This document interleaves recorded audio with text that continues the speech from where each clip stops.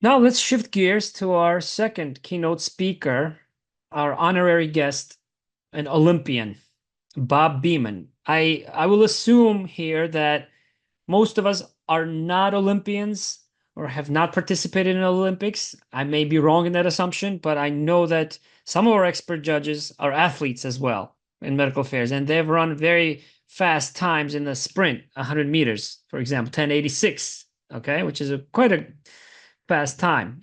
You'll have to network with them to know who that is in the Hoover app.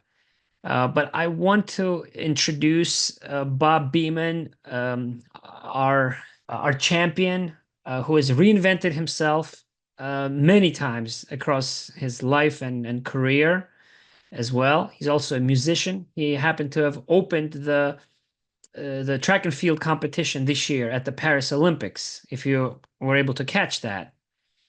I recorded a podcast live with him recently. It's not published yet, and he's just is an incredible man, human being, and I'm fortunate to have him join us here today.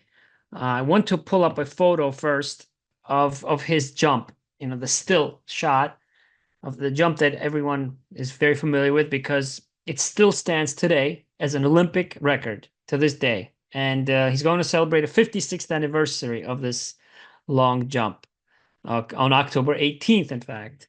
So with this picture and with fireworks afterwards, he'll be our honorary guest who'll open the games officially.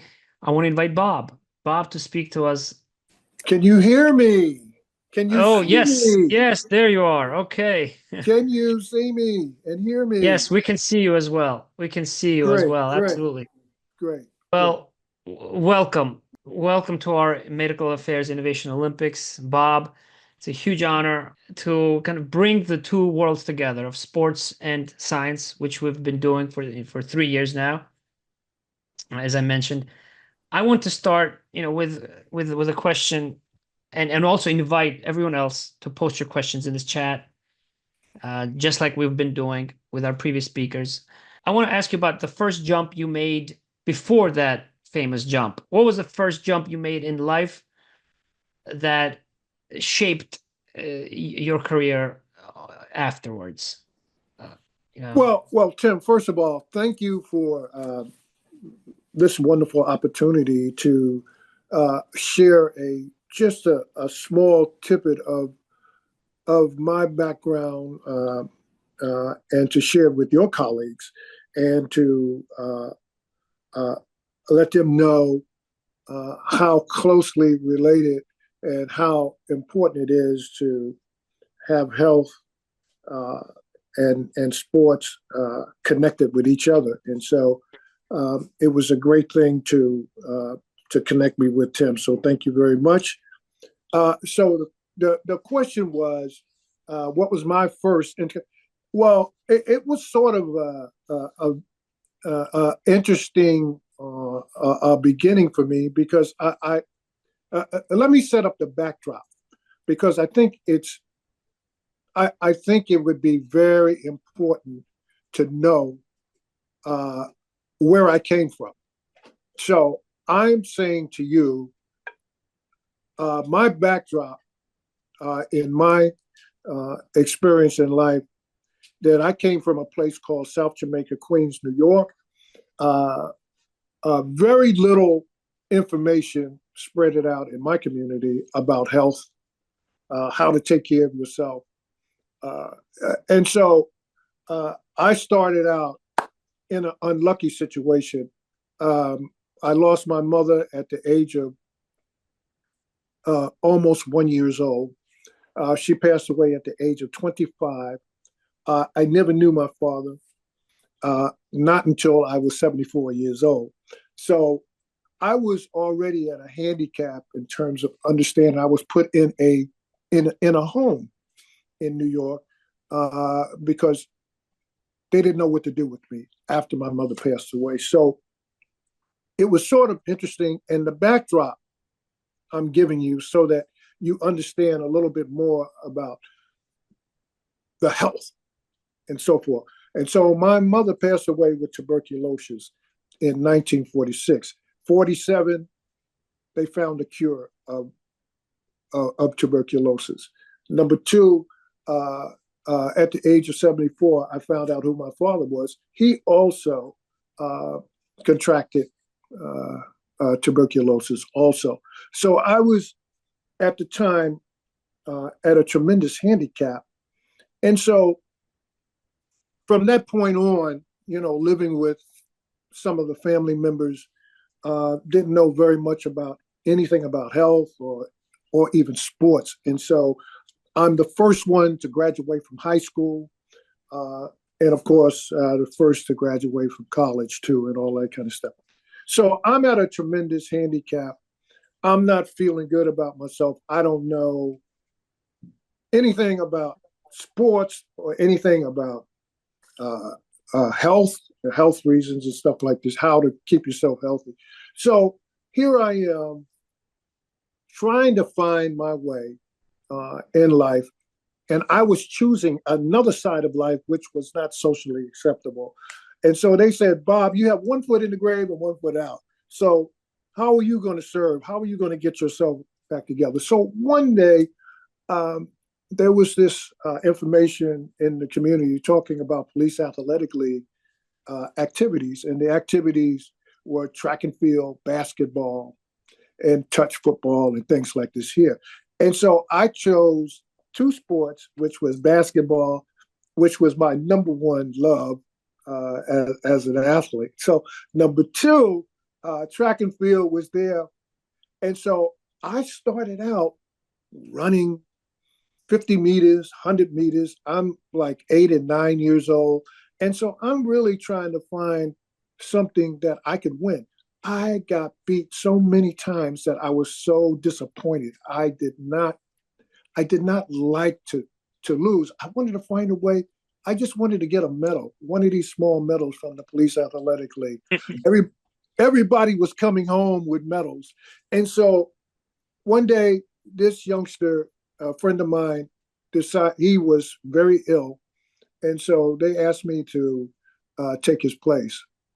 And so it was called the long jump. And I said, my God, I can jump in the sand. That's an easy thing to do. And so uh, I got up there that day. I think I was about 10 or so. And my first jump that I jumped was 19 feet. And I won my first medal. Tim, I was so excited about that. Uh, and I said, if I can win a medal at 10 years old, just think maybe I have another opportunity to win my second medal, and maybe long jumping is something that I need to concentrate on. So that was how I first started out there, Tim. Yeah. And you rose to stardom quite early after that as well. Even just considering how young you were when you beat that world record, right? But let's take a step back and discuss what your personal theory of competition was. What was your approach to competition early on? Well, if you, Tim, if we look at early years, are we looking at it from the time that I started out, which was 9 or 10, and Yeah. then as How we did you continue to keep going and competing? was Why? the Why? motivation. It was the motivation, Tim, uh, to be somebody, to be special. It wasn't about the attention, but it was about improving something, proving to people that I could do something, that I could finish something, because there were a lot of misfortunes in my community, and Okay. I wanted to be uh, I wanted to be a shining star in my community, and so you can call it by luck, but I call it a a a a kind of a guidance from my mother who passed away. She probably was telling me, son, it's going to be okay. Keep on jumping. And so it started out, as I said, 19 feet. And I started to train and I started to train. And then I started to go 20 feet. But then I started to practice every day. Every day I'd go out to a track in the community and just jump and just jump and just jump. I mean, I didn't have any competition at the time, but hey, it was called practice. So I jumped and I jumped and I jumped. I said, man, you know what? Each time I would jump, I felt even better about myself. So what we're talking about here is not only athletic achievement, but also personal and social attainment.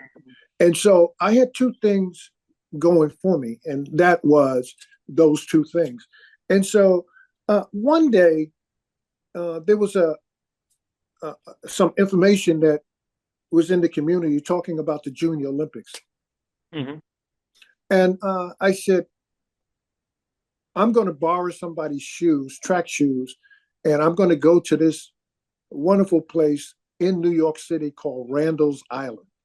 Oh, Randall's Island was I love that stadium. absolute. The Randall's Island is what we describe as the track of champions, and they've had a lot of Olympic athletes prior to my competitions there that have done extraordinarily well. So here's what happened at the Junior Olympics. So I didn't have any money. I had to find my way through jumping over the turnstile and to get to Randall's Island. But I was so motivated to compete at this meet that I said, no matter how I can get there, I'm going to get there. And so the end result of this competition at the Junior Olympics, at 14 years old now, I jumped 24 feet 1 inch. And so Did the you have a coach at that time? I had no coach. I had No coach, even. Wow. I Wow. had no coach. I had no motivational person behind me to say, "Hey, Bob, da da da da da. You do this, you do that." And so what happened That's was just that incredible. Yeah. the sponsorship was the it's now the no longer existing was the New York Mirror put Hmm. my jump in the centerfold of the newspaper. And so I took this newspaper because I was not going to the regular schools in New York. I was going to an alternative school. And I took this picture of me jumping 24 feet. And they had the conversation, oh, this might be a great Olympian, a future Olympian. And so I took this newspaper to the school dean and to the principal. And so the principal allowed me to come to this school called Jamaica High School. And he said that if you do well, you will graduate. But if you do bad, you're not gonna make it in here. And so the person that took me to the principal's office became the was the dean of students, but became my coach. He was the track coach of the high school. He is one of my saving graces that helped me through my personal life Hmm. and gave me information about other things that are not directly associated with track and field or with basketball or with sports in general. But he Right. gave me some inner spiritual things that helped me to develop as a person. And Hmm. it was truly a wonderful experience to meet a man of his caliber. And his name was Larry Ellis. Thanks. Thanks for recognizing him. Absolutely. Uh, we would be remiss if we do not relive, of course, your world record jump, and just all the events leading up to it. But one thing that I want to ask is, what part of your performance was due to God-given talent, do you think, versus your training discipline?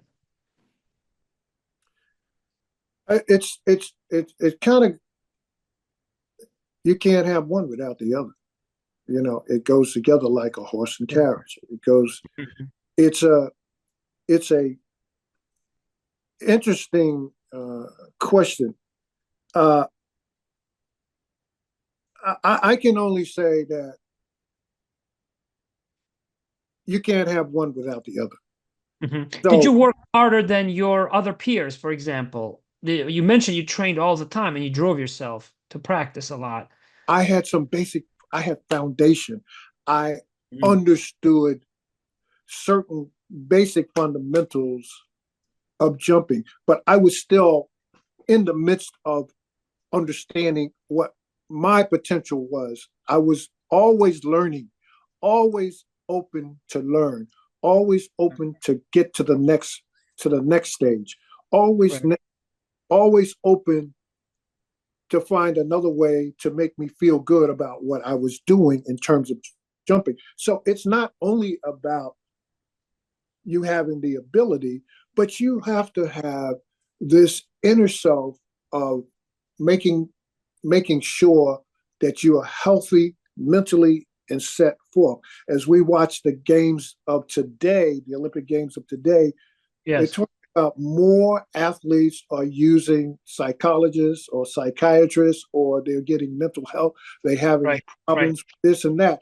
And so basically, we didn't have any of that back in the day, but I had that from the inside of me where my main objective was to make the Olympics in Right. 1968.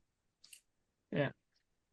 So now that we're there, it's 1968. You had to go through many different steps. You had to qualify for those Olympics. Uh, you know, uh, what do you think was most instrumental in you in making that jump?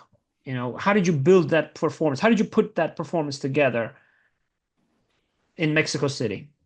Well, the additional, of, as they say, side effects were that I had the opportunity to train with some of the greatest runners of all times. And these guys today, their marks were so incredible back in 68 that they're still running those times today as sprinters Mhm. and 400-meter guys. So we Right. had such a talented team that uh, many of us could do several events, not just long jumping. I could triple jump. I could do the 100. I could do the 200. So we were Mhm. very talented to be able to branch off and go into many directions of bunker. But I had the good fortune to train hard uh, with the fastest guys in the world, and be able to maintain the speeds that they were giving me. So I Mhm. was very fortunate to train with great ones. Yeah, you know, look, growing up, long jump and track and field were my favorite sports. I was so glad that Gary Hall introduced me to you. You know, I told him about my love for the long jump and everything like that. And my daughter's training right now. I have a long jump coach for my daughter. You know, and I remember just measuring my own jumps. I never got even close to any of your distances. Of course, even early on. But what makes the long jump such a difficult event? Where you have to combine the speed that you just talked about, as well as the mechanics of that jump, and basically fly in the air, right? Keep that jump for 5 seconds. Can you tell me what goes into excelling, excellence in the long jump, where the world records are, it's very difficult to break a world record. You cannot use a performance enhancing substance, for example, and confer that in that particular discipline, unlike in a sprint, for example, and confer an advantage, right? So Tim, Um, here's something that we mentioned it somewhere in conversation. Uh, mhm.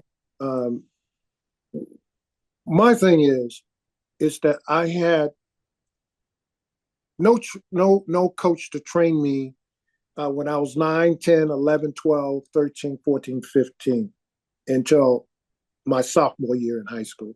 So it's more inner spirit. There's the feeling of wanting to progress, if it's not by inch, by 5 inches, 10 inches, whatever. But I was always motivated to, uh, if I lost, I found a way to get up, brush myself off, and start all over again. I was willing to take a loss because I knew somewhere there were end result that I would be very successful. I just had this feeling that I had to continue because I've gotten beaten so much that when I did win, I felt so good. I even became even more motivated. It was Yeah. more principle. It was like I'm arriving. I'm arriving. Uh, Yeah. I'm even feeling better about myself. I'm Right. I'm doing all the It's extra things now. Things are becoming more exciting to me.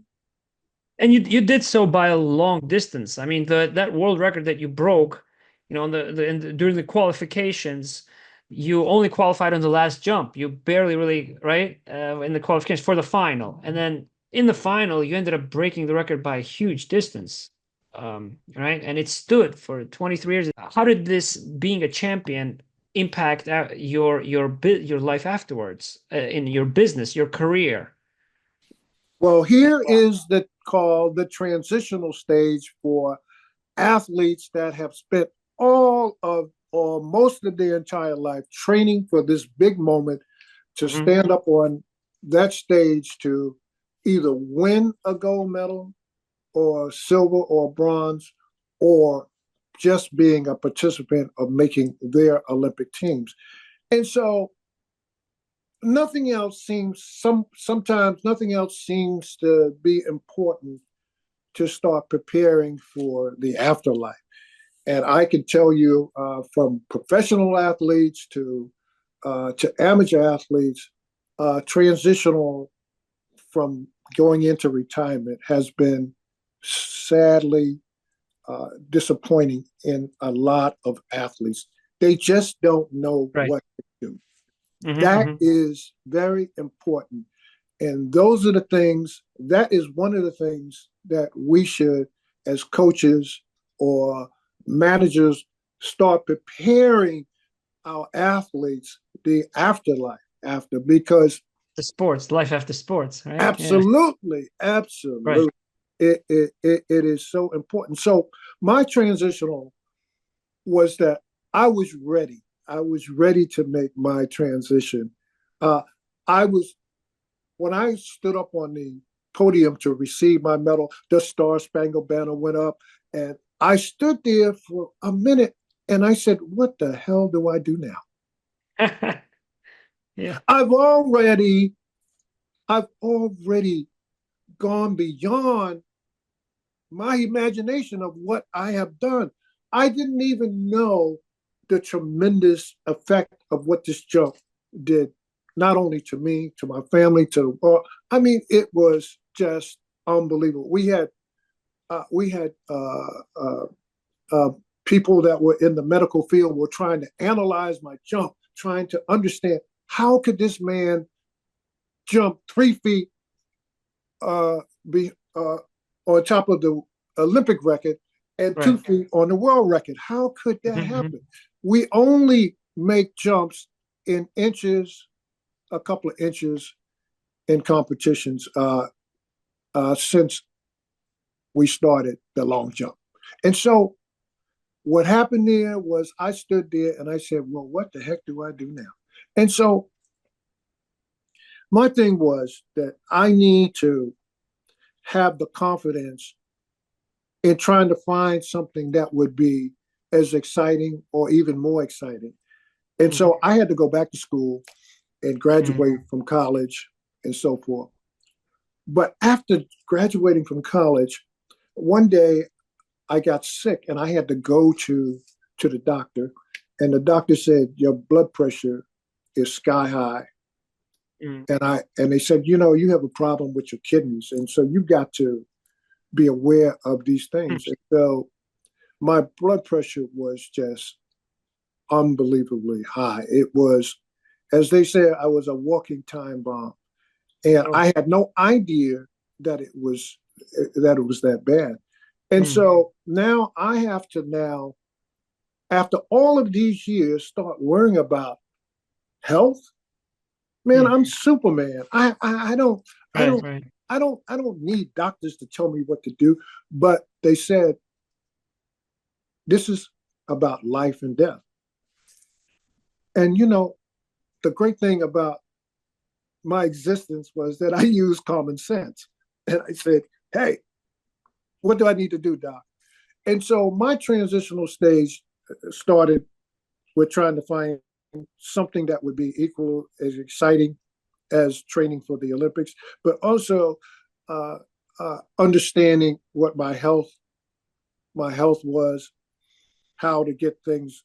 Because in my family, growing up, there was nothing about health. There was nothing at Mhm. all. We just went along life.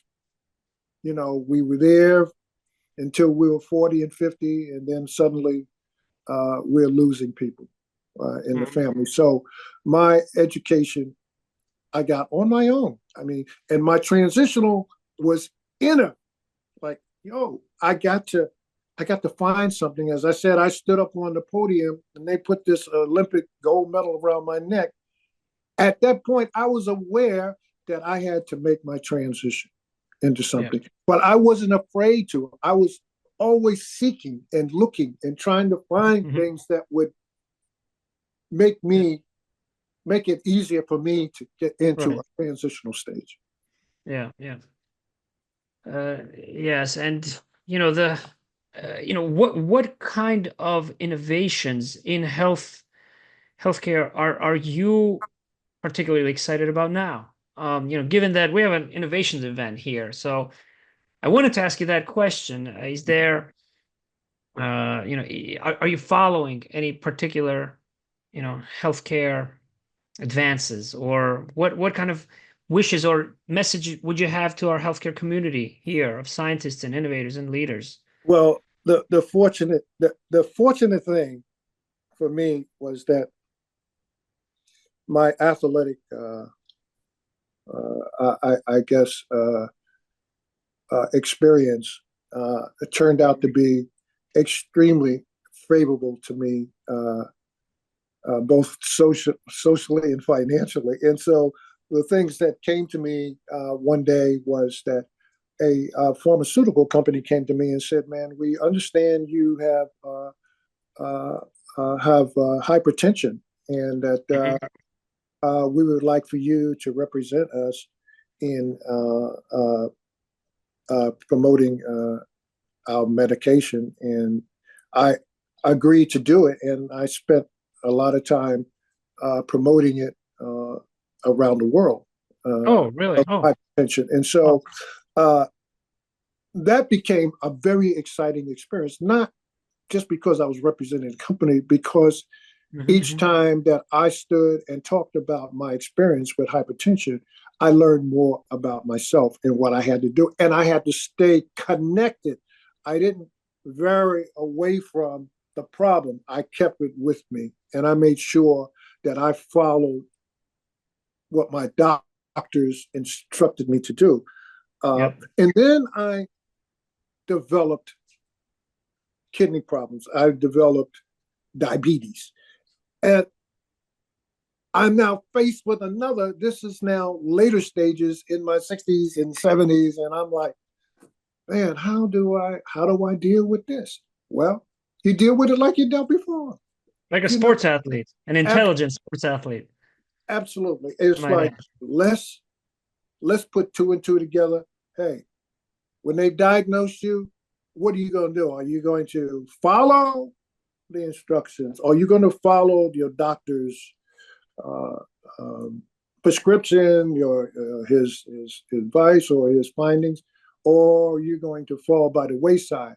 Well, I'm not a loser. I'm going to continue to be a winner. And so the winning part of me is that I always interested in making myself better.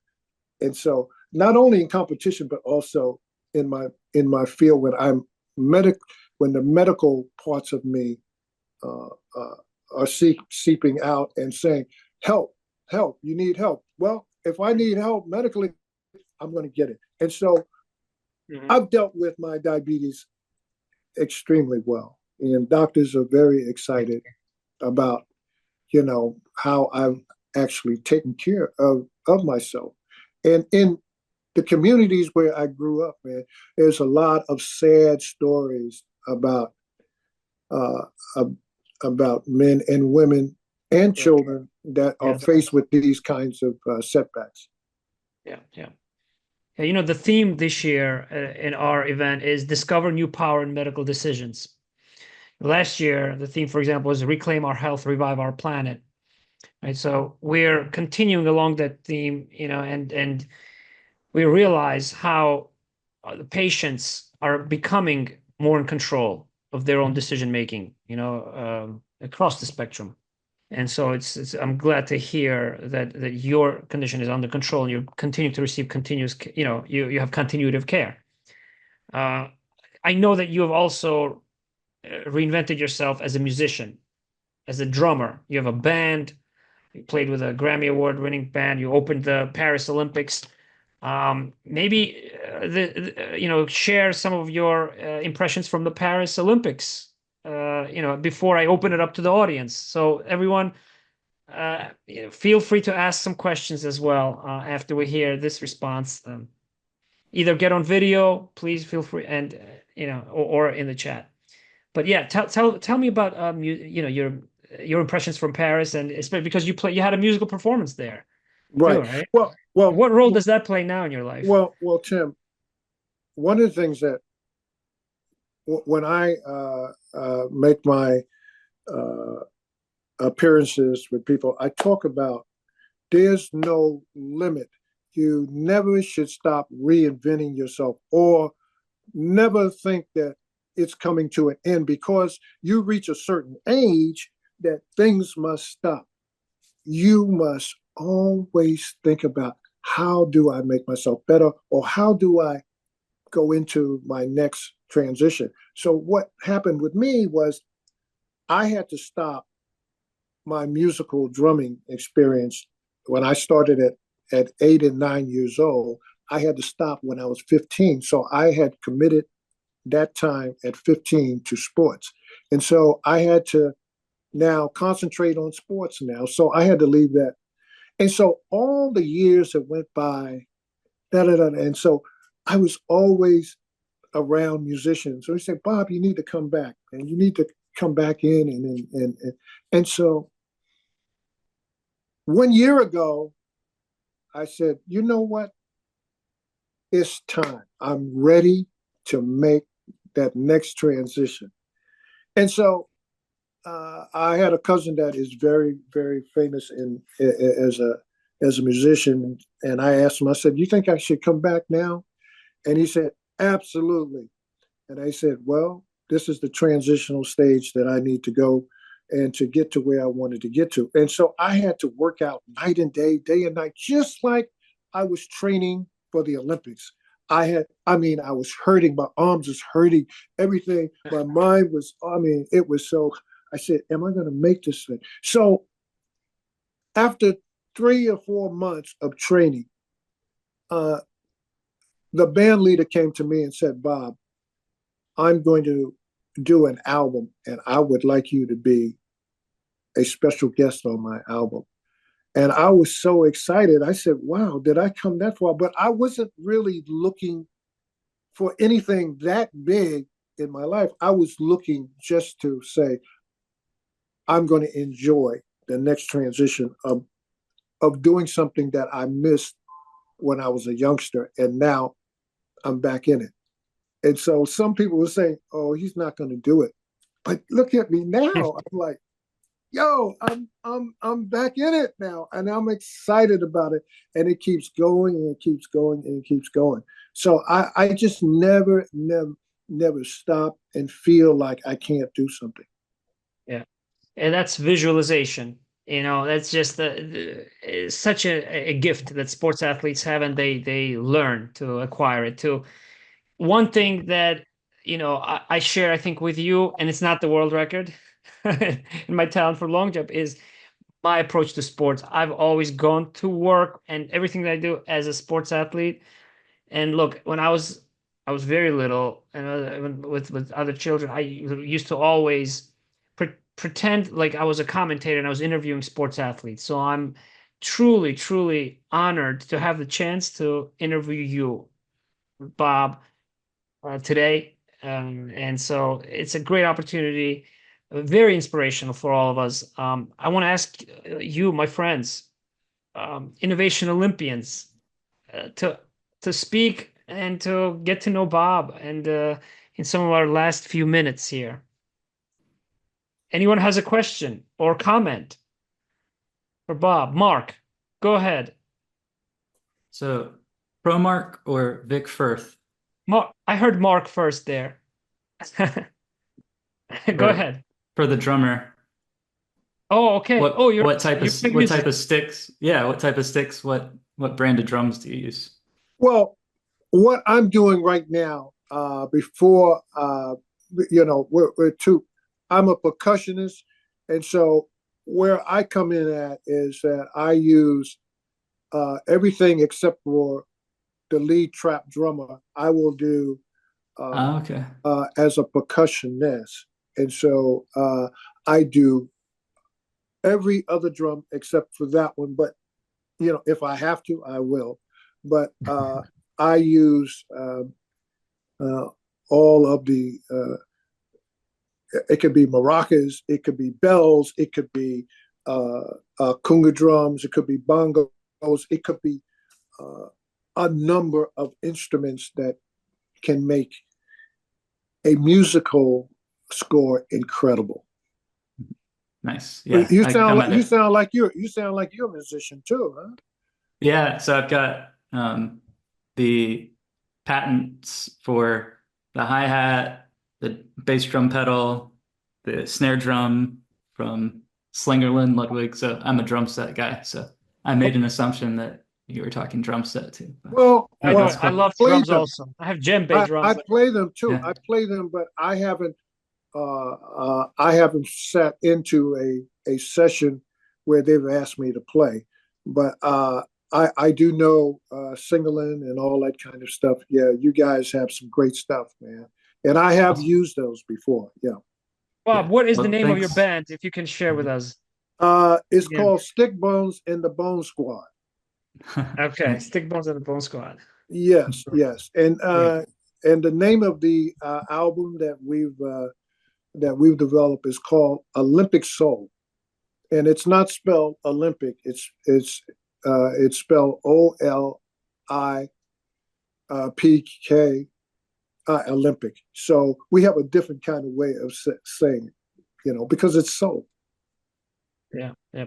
Well, thanks so much for sharing your story. And that I think what I took away from it is if you work hard and you're passionate about something, opportunities will present themselves. So Yeah, and thanks for setting let the example. age don't let age be a go between of whether you uh, continue to do what you want to do or not.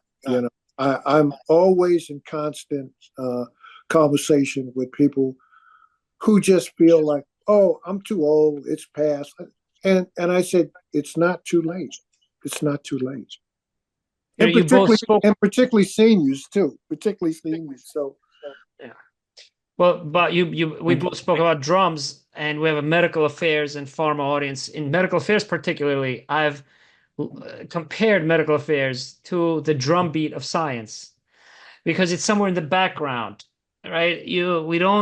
We're not out there in the front. We're not the vocalists. We're not in the sales. We're not doing the research, but we bring the insights and our complex analytical skills, and we kind of keep that beat going of music that if you listen intently enough, it's in the background. And I think that for me, that's the analogy that I've actually used before with my colleagues. So I think the drum beat is the bass, though. It's you need it to, and you have to listen. It's a foundation. So it's a great instrument that I also love.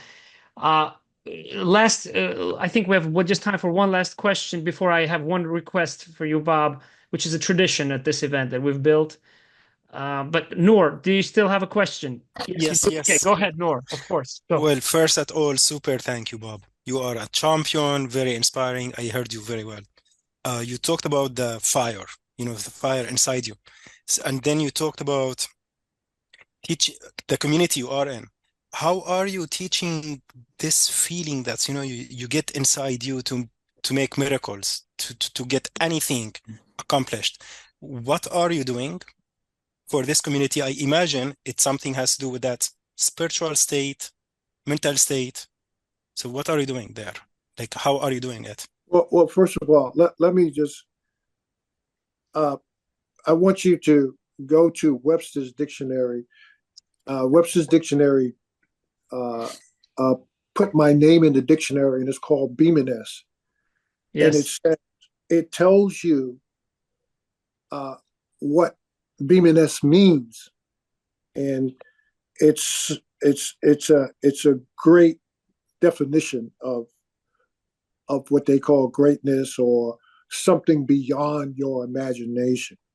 So the question that you mentioned, and if you could just mention it one more time so everybody would understand what you. Yes, yes. The fire inside you Right, that got you to jump the highest in the world and right. then got you to become the greatest musician, well, or make very fast progress, which if you had lifetime, you would have been the greatest musician in the world again. So that fire, how are you teaching it to the community? I would love to teach people about this fire. I think I know what you mean. I may be wrong. I want to learn from what you're doing so I can deliver the message to my friends. I can learn. Here's the here's the here's the big one. So when I open up, I mean, I could have children, I could have adults or whatever, and I say, my success has really sprang around. How do you feel about yourself? Do you feel good about yourself? And so I noticed that there were a lot of hands that were raised that were saying, well, sometimes I feel good about myself. But what you have to do is first feel good about oneself. And so when you feel good about oneself, things tend to open up inside you, which can help you create. So you're allowing information to come into you and not being distorted or by saying, oh, uh, uh, Johnny doesn't like me because I'm too heavy. That's not the point. Open up. There's a point where if you're opening up mentally, things will develop physically into something positive. That is one of the most key experiences and things that I say in my conversations when I open up. And I tell you, you'll be shocked. So you got to open up those veins. You got to open. You got to let things come in. No, let's let it come in. Let's let the positive juices come in. So it doesn't come easy. You have to work at it. You have to give it a try. You have to want to seek out, like I said in my conversation. You have to want to go for it. You want to, and so you can't achieve it if you're all tight and you don't feel good about oneself, or you developing something over here and something is not good. And so there's a lot of stuff going on. So you have to be open up. I said, ladies and gentlemen, open up. I'm not going to hurt you. This has nothing to do with medication unless you want to use conversation as a medication, I say that's all well and good. So I'm just Yeah. saying, open Thank you. up. Thank you. Yep. Thank you very much. Okay, Thank you're you. done. Yes, Bob. So the tradition we have at this event is that an Olympic gold medalist, usually declares the games open. So I want to pass the baton to you to officially, formally open the games, and I'll put the fireworks on, and then we'll get on with our live debate. Well, Please, Bob. let us just open it up, just like I say, you got to open up your heart. You got to open it up because there's a lot of things to digest. And so I would say it's open, Tim. It's All open, right. and let's rock and Let's roll. clap, everyone. All right.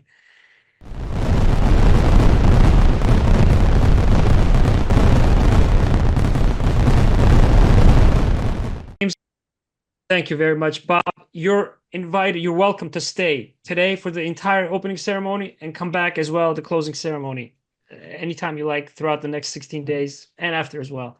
Thank you, Bob, very much. Thank you, and thank you guys out there for listening. Thank you.